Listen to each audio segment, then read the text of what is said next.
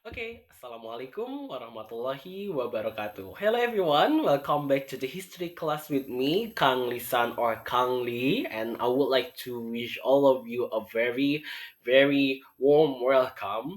It's our third material and also third meeting in the history class, but we will still talking about the historical connection between global and regional situation with the title for today material is Fall of Malacca to the Portuguese. This material is also available for your information, available in two language that is Indonesia and also English, and you are watching the English version right now. So if you feel uneasy to understanding the material in English version, don't worry. I already make another video with the Indonesian version, so you can just move from this video and let us begin our study for today. Okay, this is only one point about the learning objectives that we have to understand that we really hope that all of you will be able to identify the colonialism characteristic through the historical event of fall of Malacca Sultanate to the Portuguese. Okay, everyone. So actually, this is the words that really deep have a deep meaning and also like oh my god to my heart like oh it's really I really fall in love with this quotes because it's really relate with our daily life as a human in this world. Sooner or later, every war of trade becomes a war of blood. This is really give us the perception about the colonialism. You know, the most important, the first thing that the European will do to our place, to our archipelago is to do some trade to find the spices. But then it become the colonialism and also make us struggling to defend our land since they are come also to colonialize our place, not just to do the trade. And this is the right thing. Sooner or later, every war of trade becomes a war of blood.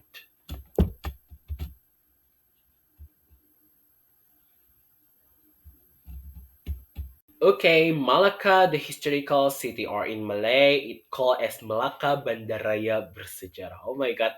If you ever go to Malaysia, or maybe sometime we can conduct the study tour to go to Malaysia, I guess. Yeah, I hope so. Okay, in this era, Malacca was known as a part of Malaysia. In 2008, this state then inaugurated as a UNESCO World Heritage City. In the early days of its establishment, Malacca was an important sultanate in the 15th century. This sultanate was established by Parameswara, who was also known for changing this place from a fisherman village become the important uh, trade port. I guess it's really similar like how Singapore in the past. Singapore in the past is just a fisherman village, but then it's become a metropolis, the important trade port for the Southeast Asia. The city then become the famous after Prameswara converted to Islam. A lot of Islamic traders from India, Middle East, and other side of archipelago began to trade in there. So after Prameswara convert to Islam, then a lot of Islamic or Muslim traders also come to Malacca to do some trade activities.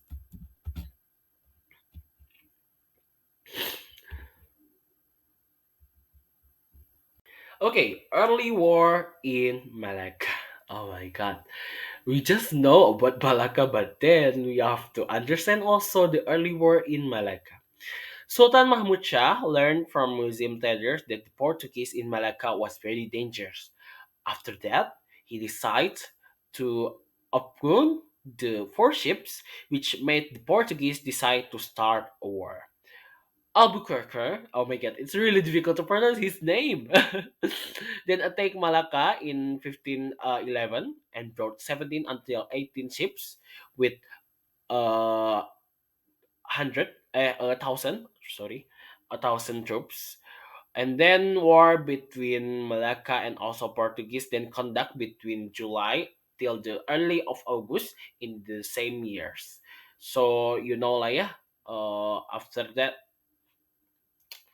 it become the early war in Malacca that also make the uh, Malacca then fall to the Portuguese. Okay, everyone. Fall of Malacca to Portuguese. After the Malacca then become the part of Portuguese. Also, they have the official name in Portugal, Portuguese language. Okay, the internal conflict between the Sultan of Malacca and his son that is Sultan Ahmad, weakened Malacca defense. Therefore, Malacca then fell to the Portuguese as a form of colonialism, also called the beginning of modern Malacca in 1511. Okay, then Portuguese colonial in Malacca didn't happen till 1641. However, the Portuguese faced a lot of problems that disturbed and hindered their trading activities there, such as lack of manpower, corruption, and also lack of fund. It's really have a similar thing with how then VOC that ever colonialism our country also happened. Yeah, the corruption make their fall into the bankrupt, and also lack of manpower and lack of fund. But the most important thing also that we have to understand why then should be start from Malacca, because the fall of Malacca really inspire uh, another European to also colonialize several states or countries that in located in archipelago also. The fall of Malacca to the Portuguese Empire and finding the Spices Island, then followed by other foreign nations that come to the archipelago. The first one, or this conquest, also inspiring British. The first expedition of the British under Sir Francis Drake arrived in Ternate, Sulawesi, and Java in the last 1579. That was the first time of arrival of British to our land, now known as a part of our country, Indonesia. The second one also that if you ever heard and receive propaganda that we are colonized by Dutch for 316 years, 60 years.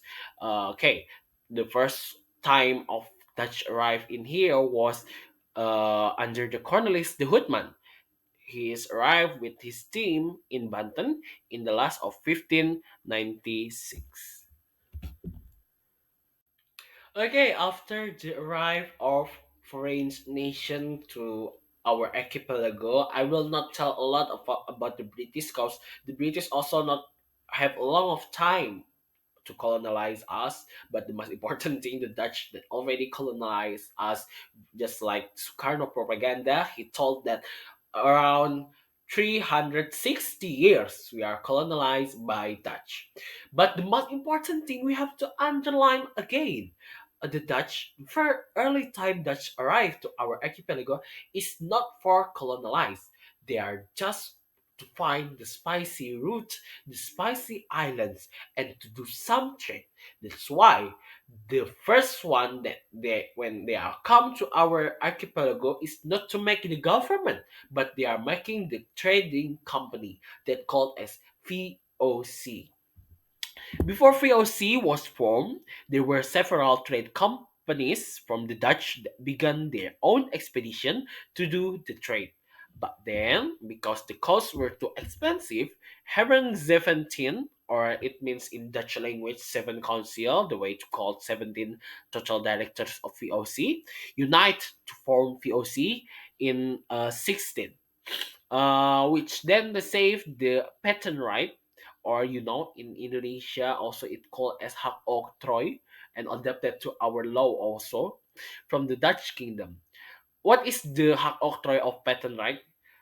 So even though VOC is a trading company by the Dutch colonial government, but they are like have the right to also make the military, to have a government. Actually, it's the most important, the governor, yeah, the governor. So in every place in archipelago, we also have a right to placing the governor that will conduct the trading activities and make the like agreement with the local leaders just like Bupati and also Wadana and any others make the money also.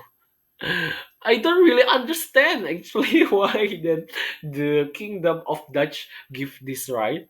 They VOC also given right to make money and also collecting the tax.